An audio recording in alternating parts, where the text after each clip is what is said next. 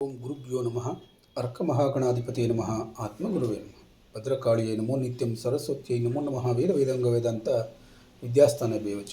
ಎಲ್ಲ ಜ್ಯೋತಿಷ್ಯ ಅಭಿಮಾನಿಗಳಿಗೆ ಈ ದಿನದ ಪ್ರಣಾಮಗಳು. ಈ ದಿನ ಕುಂಭರಾಶಿಯವರ ದಿನ ಭವಿಷ್ಯವನ್ನು ನೋಡೋಣ. 17/6/2026 ಬುಧವಾರ, ತೃತೀಯ ತಿಥಿ, ಪುನರ್ವಸು ನಕ್ಷತ್ರ, ಪುಷ್ಯ ನಕ್ಷತ್ರ, ಧ್ರುವಯೋಗ ಇರುವಂಥ ಈ ದಿನ ತೃತೀಯ ತಿಥಿಯ ಧೈರ್ಯ ಮತ್ತು ಕಾರ್ಯಶಕ್ತಿ, ಪುನರ್ವಸು ನಕ್ಷತ್ರದ ಪುನರುಜ್ಜೀವನ ಮತ್ತು ಶುಭ ಫಲ, ನಂತರ ಪುಷ್ಯ ನಕ್ಷತ್ರದ ಗುರುಕೃಪೆ, ಪೋಷಣೆ ಮತ್ತು ಸ್ಥಿರತೆ, ಜೊತೆಗೆ ಧ್ರುವಯೋಗದ ಸ್ಥಿರ ಯಶಸ್ಸಿನ ಶಕ್ತಿ ನಿಮ್ಮ ಉದ್ಯೋಗ, ಹಣಕಾಸು, ಕುಟುಂಬ, ಆರೋಗ್ಯ ಮತ್ತು ಸಾಮಾಜಿಕ ಗೌರವದ ಮೇಲೆ ವಿಶೇಷ ಪರಿಣಾಮವನ್ನು ಬೀರ್ತಾ ಇದೆ. ಯಾವ ಕ್ಷೇತ್ರದಲ್ಲಿ ಲಾಭ ಸಿಗ್ತದೆ, ಯಾವ ವಿಚಾರದಲ್ಲಿ ಎಚ್ಚರಿಕೆಯಿಂದ ಇರಬೇಕು ಎಂಬುದನ್ನು ತಿಳಿದುಕೊಳ್ಳೋಣ. ಈ ದಿನದ ಗ್ರಹ ಪ್ರಭಾವವನ್ನು ನೋಡೋದಾದರೆ, ಕುಂಭರಾಶಿಯ ಅಧಿಪತಿ ಶನಿ ಈ ದಿನ ಬುಧವಾರ ಆಗಿರೋದ್ರಿಂದ ಬುಧನ ಬುದ್ಧಿಶಕ್ತಿ ಮತ್ತು ಶನಿಯ ಆಳವಾದ ಚಿಂತನೆ ಸೇರಿ ಇಂದು ಉತ್ತಮ ಫಲ ನೀಡಬಹುದು. ಇಂದು ಹೊಸ ಯೋಚನೆಗಳು ಮತ್ತು ಯೋಜನೆಗಳಿಗೆ ಉತ್ತಮವಾದಂಥ ದಿನ. ಜ್ಯೋತಿಷ್ಯ, ಸಂಶೋಧನೆ, ಶಿಕ್ಷಣ, ತಾಂತ್ರಿಕ ಕ್ಷೇತ್ರ ಮತ್ತು ಆನ್ಲೈನ್ ಕ್ಷೇತ್ರಗಳಲ್ಲಿ ಉತ್ತಮ ಫಲ ಲಭ್ಯವಾಗ್ತದೆ. ಹಳೆ ಸಮಸ್ಯೆಗಳಿಗೆ ಪರಿಹಾರ ಸಿಗಬಹುದು. ಆದರೆ ಅತಿಯಾದ ಯೋಚನೆ ಗೊಂದಲವನ್ನು ತರಬಹುದು. ಭಾವನೆಗಳನ್ನು ಮನಸ್ಸಿನಲ್ಲಿ ಇಟ್ಟುಕೊಳ್ಳೋದ್ರಿಂದ ಸ್ವಲ್ಪ ಅಂತರ ಉಂಟಾಗಬಹುದು ಅನ್ನುವಂಥದ್ದನ್ನು ತಿಳಿಸ್ತಾ ಇದ್ದೇವೆ. ಭಾವನೆಗಳನ್ನು ಒಳಗಡೆ ಇಟ್ಕೊಳ್ಬಾರ್ದು ಅನ್ನುವಂಥದ್ದನ್ನು ತಿಳ್ಕೊಂಡು, ಮುಖ್ಯವಾದಂಥ ಸೂಚನೆ ಅಂತಂದರೆ ವಿವೇಕ ಮತ್ತು ತಾಳ್ಮೆಯ ಇಂದಿನ ಯಶಸ್ಸಿನ ಗುಟ್ಟು. ತೃತೀಯ ತಿಥಿಯ ಪ್ರಭಾವ ಇರೋದರಿಂದ ಧೈರ್ಯ ಮತ್ತು ಕಾರ್ಯಶಕ್ತಿ ಹೆಚ್ಚಿಸುತ್ತದೆ. ಹೊಸ ಕಾರ್ಯ ಆರಂಭಕ್ಕೆ ಇಂದು ಅನುಕೂಲವಾಗಿರ್ತದೆ. ಸ್ನೇಹಿತರು ಅಥವಾ ಸಹೋದರರಿಂದ ಸಹಕಾರ ಅನ್ನುವಂಥದ್ದು ಲಭ್ಯವಾಗ್ತದೆ. ಈ ದಿನ ಹೊಸ ಯೋಜನೆ ಆರಂಭಿಸಬಹುದು. ನಿಂತ ಕೆಲಸಗಳಿಗೆ ಚಾಲನೆ ಸಿಗಬಹುದು. ಆತ್ಮವಿಶ್ವಾಸ ಹೆಚ್ಚಾಗಬಹುದು. ಜಾಗ್ರತೆಯಲ್ಲಿರಬೇಕಾದಂಥ ವಿಚಾರ ಏನಂತಂದರೆ, ಆತುರದಿಂದ ನಿರ್ಧಾರವನ್ನು ತೆಗೆದುಕೊಳ್ಳಬಾರದು. ಪುನರ್ವಸು ನಕ್ಷತ್ರದ ಪ್ರಭಾವ ಇರೋದರಿಂದ ಪುನಃ ಲಾಭ ಆಗ್ತದೆ. ಕಳೆದು ಹೋದ ಅವಕಾಶ ಮರಳಿ ಸಿಗುತ್ತದೆ. ಶುಭ ಸುದ್ದಿಗಳು ಬರೋ ಸಾಧ್ಯತೆ ಇದ್ದಾವೆ. ಈ ದಿನ ಹಳೆಯ ಕೆಲಸ ಪುನಃ ಆರಂಭವಾಗಬಹುದು. ಹೊಸ ಸಂಪರ್ಕಗಳಿಂದ ಲಾಭ ಬರಬಹುದು. ಕುಟುಂಬದಲ್ಲಿ ಸಂತೋಷ ಹೆಚ್ಚಾಗಬಹುದು. ಪುಷ್ಯ ನಕ್ಷತ್ರದ ಪ್ರಭಾವ ಇರೋದರಿಂದ ಗುರುಕೃಪೆ, ಗೌರವ ಮತ್ತು ಪೋಷಣೆ, ಹಿರಿಯರಿಂದ ಮಾರ್ಗದರ್ಶನ ಅನ್ನುವಂಥದ್ದು ಲಭ್ಯವಾಗ್ತದೆ. ಗುರುಗಳು ಅಥವಾ ಹಿರಿಯರಿಂದ ಸಹಾಯ ಸಿಗಬಹುದು. ಜ್ಞಾನಾಧಾರಿತ ಕೆಲಸಗಳಲ್ಲಿ ಯಶಸ್ಸು ಲಭ್ಯವಾಗ್ತದೆ. ಧಾರ್ಮಿಕ ಅಥವಾ ಆಧ್ಯಾತ್ಮಿಕ ಆಸಕ್ತಿ ಹೆಚ್ಚಾಗ್ತದೆ. ವಿಶೇಷ ಫಲ ಅಂತನ್ನೋದಾದರೆ, ಜ್ಯೋತಿಷ್ಯ, ಬೋಧನೆ, ಸಂಶೋಧನೆ, ಆನ್ಲೈನ್ ತರಗತಿಗಳನ್ನು ನಡೆಸುವಂಥವರಿಗೆ ವಿಶೇಷ ಶುಭ ದಿನ ಇದಾಗಿರುತ್ತೆ. ಧ್ರುವ ಯೋಗದ ಪ್ರಭಾವ ಇರೋದರಿಂದ ಸ್ಥಿರವಾದಂಥ ಯಶಸ್ಸು, ದೀರ್ಘಕಾಲದ ಲಾಭ, ಗೌರವ ಹೆಚ್ಚಳವಾಗುವಂಥದ್ದು ಆಗ್ತದೆ.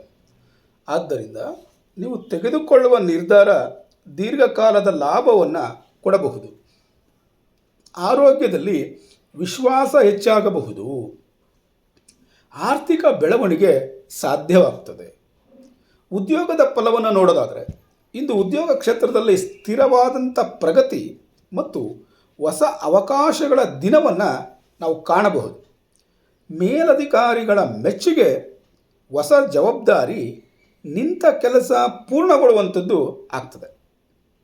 ಜಾಗ್ರತೆ ಮಾಡಬೇಕಾದಂಥ ವಿಚಾರ ಏನು ಅಂದರೆ, ಯಾವುದೇ ಕಾರಣಕ್ಕೆ ಕೆಲಸವನ್ನು ಮುಂದೂಡಬಾರದು.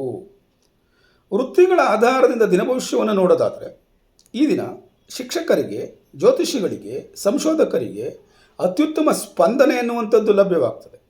ಆನ್ಲೈನ್ ತರಗತಿಗಳಿಗೆ ಉತ್ತಮ ಫಲ ಅನ್ನುವಂಥದ್ದು ಲಭ್ಯವಾಗ್ತದೆ. ಈ ದಿನ ಗೌರವ ಹೆಚ್ಚಾಗಬಹುದು. ತಾಂತ್ರಿಕ ಕ್ಷೇತ್ರದಲ್ಲಿ, ವಿಜ್ಞಾನ ಕ್ಷೇತ್ರದಲ್ಲಿ ಹೊಸ ಅವಕಾಶಗಳು ಲಭ್ಯವಾಗ್ತದೆ. ಯಶಸ್ಸು ದೊರೆಯುತ್ತದೆ. ಬಿಸ್ನೆಸ್ ಮಾಡುವಂಥವರಿಗೆ ನಿಮ್ಮ ವ್ಯವಹಾರದಲ್ಲಿ ಹೊಸ ಯೋಚನೆ ಮತ್ತು ಸಂಪರ್ಕಗಳಿಂದ ಲಾಭ ಉಂಟಾಗ್ತದೆ. ಈ ದಿನ ಅನುಕೂಲಕರ ಕ್ಷೇತ್ರಗಳು ಯಾವುವು ಅಂತ ನೋಡೋದಾದರೆ, ಜ್ಯೋತಿಷ್ಯ, ಸಲಹೆ, ಶಿಕ್ಷಣ ಮತ್ತು ತರಬೇತಿ, ತಾಂತ್ರಿಕ ಕ್ಷೇತ್ರ ಮತ್ತು ಆನ್ಲೈನ್ ವ್ಯವಹಾರಗಳು ಉತ್ತಮ ಅನುಕೂಲವನ್ನು ಪಡ್ಕೊಳ್ತವೆ ಎನ್ನುವಂಥದ್ದನ್ನು ತಿಳ್ಕೊಳ್ಬೇಕು. ಹಣಕಾಸಿನ ವಿಚಾರದಲ್ಲಿ ನೋಡೋದಾದರೆ ಧನಲಾಭದ ಸೂಚನೆ ಇದೆ. ಹಣ ಉಳಿಸುವ ಅವಕಾಶಗಳು ಲಭ್ಯವಾಗ್ತದೆ. ಆದರೆ ಅಪಾಯಕಾರಿ ಹೂಡಿಕೆಗಳನ್ನು ಮಾಡೋಕ್ಕೆ ಹೋಗಬಾರ್ದು. ಕುಟುಂಬ ಮತ್ತು ಸಂಬಂಧಗಳಲ್ಲಿ ಸಹಕಾರ ಅನ್ನುವಂಥದ್ದು ಲಭ್ಯವಾಗ್ತದೆ. ಸ್ನೇಹಿತರ ಬೆಂಬಲ ಅನ್ನುವಂಥದ್ದು ಲಭ್ಯವಾಗ್ತದೆ. ಆದರೆ ಮನಸ್ಸಿನ ಮಾತನ್ನು ಕೇಳದೆ ಕುಟುಂಬದ ಸದಸ್ಯರ ಸ್ನೇಹಿತರ ನಡುವೆ ಅಂತರವನ್ನು ಬೆಳೆಸಬೇಡಿ. ಮನಸ್ಸಿನ ಮಾತನ್ನು ಕೇಳಿ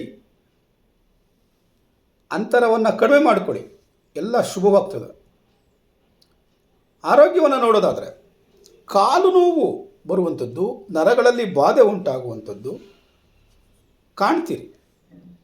ಆದ್ದರಿಂದ ಪ್ರಾಣಾಯಾಮ, ಯೋಗ, ಸಣ್ಣ ವಾಕಿಂಗು, ಧ್ಯಾನ ಮಾಡುವಂಥದ್ದು ಇವುಗಳನ್ನೆಲ್ಲ ಸಂದರ್ಭಾನುಸಾರ ಮಾಡ್ತಾಯಿರಿ.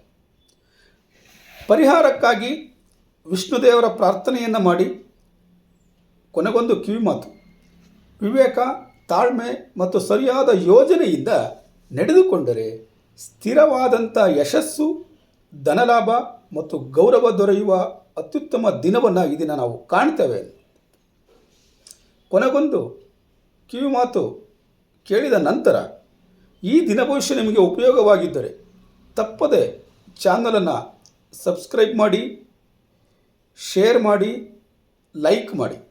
ನಾಳೆಯ ದಿನ ಭವಿಷ್ಯಕ್ಕಾಗಿ ಮತ್ತೆ ಭೇಟಿಯಾಗೋಣ. ಧನ್ಯವಾದಗಳು.